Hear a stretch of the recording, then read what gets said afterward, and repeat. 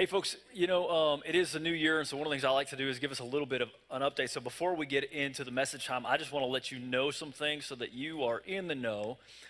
First off, over the Christmas Eve worship experiences, we saw 66 people give their lives to Jesus Christ. And I want to explain, let's clap for that. I want you to understand what that means. So that means 66 different people said, I don't have all the answers yet, but I'm trusting Jesus to be my God and to be my leader and my forgiver. So just know that was that's why we do this, man. That was a huge celebration. Other thing you should know is today is the first day of Torch of Faith group signups. And we're going to be talking about this all month long, but I want you to understand what that means, okay? Because the worship experience on Sunday, this is like, if you think about a house, this is like the foyer. You come in here and hey, it's great in here. This is a great entryway. The problem is at some point, you're going to want to think about moving into the family room. The family room takes place when you join a group or you join a team. See, oftentimes they'll come in and they'll be like, I don't know if I want to get connected yet, but then 6 months will go by. And then they'll come to me and they'll be like, Carter, I don't know, man. I'm just not feeling connected, feeling all depressed about it. And I'm like, I hear that. Did you join a group? And they're like, well, no, I don't really want to do that. Okay, well, precious, that's how you get connected, okay? So, look at the size of this group. No one goes deep right now.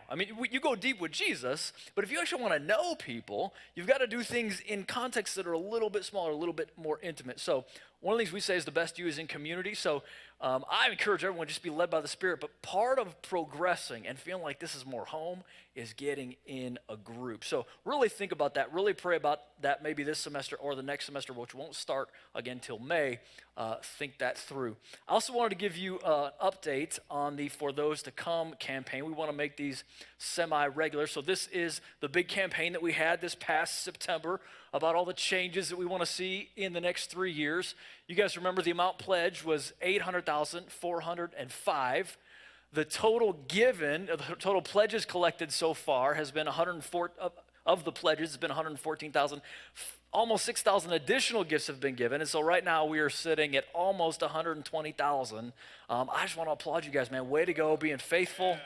Way to go, stewarding what God has given you and really contributing to that vision. You may also know that we're in the midst of a holiday, Christmas time season offering called Piercing the Dark. And you guys are at 50% almost of that goal. So can I just remind us what this is about? You remember about 35% of folks really gave to that large scale vision, but then 65% of folks, they hadn't participated. And so we said, hey, what if we gave to some non-church related things that were really just about the kingdom of God expanding elsewhere during Christmas time? And you guys got really excited about that. You went all in. Remember, we talked about we're going to help build a school for refugee kids in Afghanistan. So that's a big part of what we're doing. We're going to contribute to providing housing and programming for moms and kids of sex trafficking here in Lake County. So that's another part of this initiative. We want to encourage and build up our missionaries. We want to send them a small gift. And then finally, we really believe that one of the best ways to take care of the next generation and make sure that they're leading right and going forth into the things they're called to do is to invest in them now. And so, again, we want to do this water park conference for students this summer, and this is another big part of the Pierce the Dark initiative. So I want to encourage you to think about that again. We've got about 4 more weeks. If you weren't around in the fall or that just wasn't what you were doing and you want to participate in this offering, I would encourage you to take that next step of faith. By the way, the students have some things they wanted to say in a video, so why don't you take a look?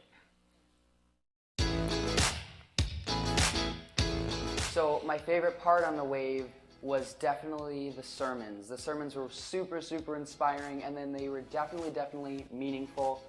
And I really felt that the students were able to connect with God in ways they haven't before.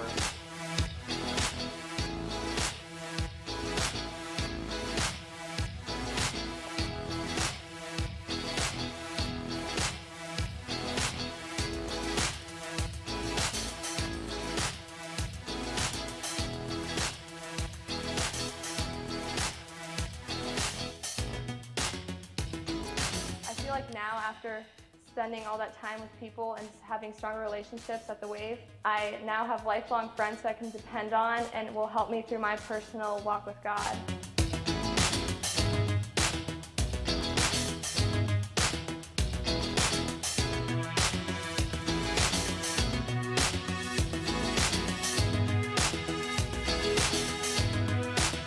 How I saw God work at the Wave was I was talking to a whole lot of people I thought I'd never talked to, and I also survived without my phone.